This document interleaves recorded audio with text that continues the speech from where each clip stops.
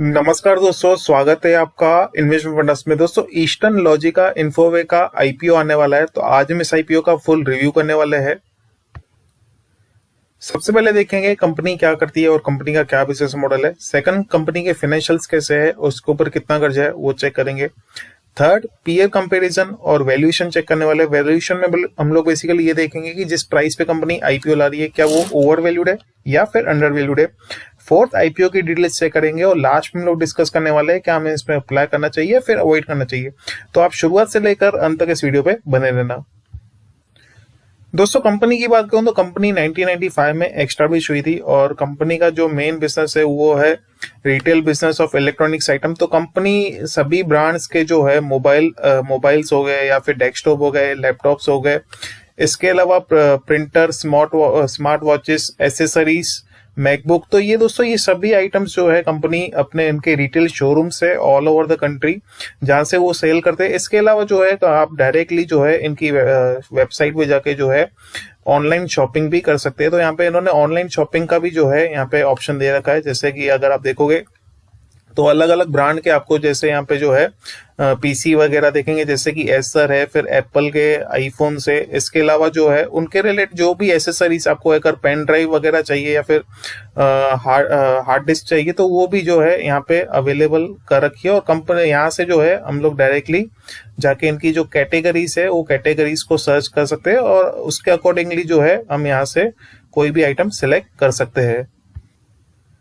अभी जो कंपनी के रिटेल स्टोर्स है वो कहाँ कहाँ लोकेटेड है, जैसे कि वेस्ट बंगाल है, दिल्ली है, हरियाणा, कर्नाटका, तेलंगाना, महाराष्ट्र, गुजरात और तमिलनाडु। तो ये सभी स्टेट्स में जो है कंपनी के रिटेल स्टोर्स अवेलेबल है और इनके 2 डिस्ट्रीब्यूशन सेंटर है वो भी जो है इन सभी स्टेट्स के अंदर अवेलेबल है। अभी दोस्तों अगर मैं फाइनेंशियल्स की बात करूं यहाँ पे, तो कंपनी का जो टोटल रेवेन्यू था मार्च 2020 में अराउंड 498 करोड़ का था, तो ऑलमोस्ट 500 करोड़ का रेवेन्यू था। काफी अच्छा खासा रेवेन्यू कंपनी ने जनरेट किया हुआ था। अभी अगर मैं 2022 की बात करूं तो 615 करोड़ का इनका रेवेन्यू है 2022 के अंदर, तो यहाँ पे रेवेन्यू इंक्रीज हुआ है। वहीं अगर मैं प्रॉफिटेबिलिटी की बात करूं यहाँ पे, तो इनका अराउंड 2 करोड़ के आसपास का इनका प्रॉफिट था मार्च 2020 में, और अभी 22 के अंदर जो है इनका प्रॉफिट में थोड़ा सा ही इंक्रीज हुआ, तो 3 करोड़ के आसपास का इनका प्रॉफिट है मार्च 2022 के अंदर। वहीं अगर मैं दोस्तों इनके नेटवर्थ की बात करूं तो 34 करोड़ का नेटवर्थ है। सामने इनकी जो बोरोइंग्स है वो अराउंड 60 करोड़ के आसपास है। तो ये कंसर्न वाला फैक्टर है दोस्तों यहाँ पे, बिकॉज बोरोइंग्स जो है वो काफी ज्यादा है एज कम्पेयर टू नेटवर्थ। और दोस्तों मेन दूसरा एक कंसर्न वाला ये भी फैक्टर है कि अगर इनकी आप प्रॉफिट आफ्टर टैक्स देखोगे तो सिर्फ 3 करोड़ का प्रॉफिट है 615 करोड़ की सेल के सामने। मतलब कि ये 1% से भी जो है कम का मार्जिन है इनका प्रॉफिट का। तो आप अगर कैलकुलेट करोगे तो ये 0.4 के आसपास निकलेगा, मतलब आधे % से भी जो है कम इनका मार्जिन निकलेगा। तो ये बहुत ही बड़ा जो है इसमें कंसर्न वाला फैक्टर है। और दूसरा कंसर्न वाला फैक्टर मैंने आपको बताया, इनकी बोरोइंग्स काफी ज्यादा है as compare to their net worth. अभी अगर वैल्यूएशन की बात करें तो इनका जो ईपीएस निकल के आ रहा है मार्च 2022 का, अर्निंग पर शेयर, वो निकल के आ रहा है 13.24 का। और जिस प्राइस पे ये लोग आईपीओ लाने वाले वो लाने वाले है 225 रुपीज के प्राइस पे। और प्राइस टू अर्निंग रेशो जो यहाँ पे निकल के आ रहा है वो 17 का निकल के आ रहा है। और अगर मैं दोस्तों अगर मैं बुक वैल्यू के साथ भी कंपेयर करूं तो बुक वैल्यू जो इनका मार्च 2022 के अंदर था 158 का था, और उसके सामने 225 का प्राइस ये आने वाला है। मतलब कि ये अपने फेयर वैल्यू पे ही जो है आईपीओ ला रहे हुए, न कि ये अंडर वैल्यूड है न कि ये ओवर वैल्यूड है, एक फेयर वैल्यू पे जो है आईपीओ ला रहे, बिकॉज इनका पी रेशो 17 का है।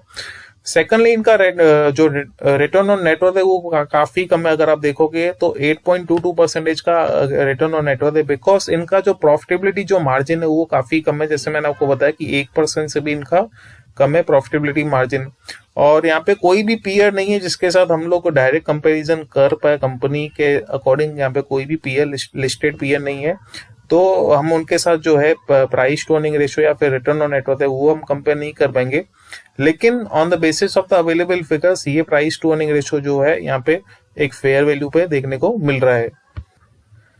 अभी ऑब्जेक्ट्स ऑफ द इश्यू की बात करें तो पहला जो ऑब्जेक्ट रहेगा to fund working capital requirement, और सेकंड जो है जनरल कॉर्पोरेट पर्पस। आईपीओ की डिटेल्स की बात करें तो 5 जनवरी को ये आईपीओ आने वाला है और 9 जनवरी को आईपीओ क्लोज हो जाएगा।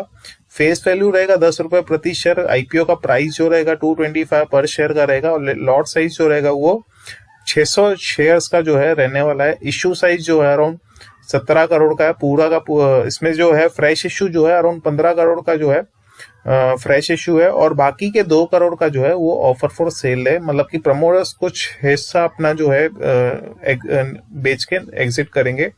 इश्यू टाइप की बात करूं, फिक्स प्राइस इश्यू रहेगा। लिस्टिंग जो रहेगा इसका BSE SE में भी रहने वाला है। HNI कैटेगरी में 50% ऑफ द शेयर्स और रिटेल कैटेगरी में 50% ऑफ द शेयर्स अलोकेट किए जाएंगे। कंपनी के प्रमोटर्स है मिस्टर गौरव गोयल और मिस श्वेता गोयल, ये 2 कंपनी के प्रमोटर्स है। अलॉटमेंट की बात करूं तो 12 जनवरी को ये अलॉट हो जाएगा IPO, और 13 जनवरी तक रिफंड आ जाएगा। आपके डीमेट अकाउंट में शेयर्स क्रेडिट हो जाएंगे 16 जनवरी तक, और लिस्टिंग डेट जो रहने वाला है वो 17 जनवरी 2023 का रहने वाला है।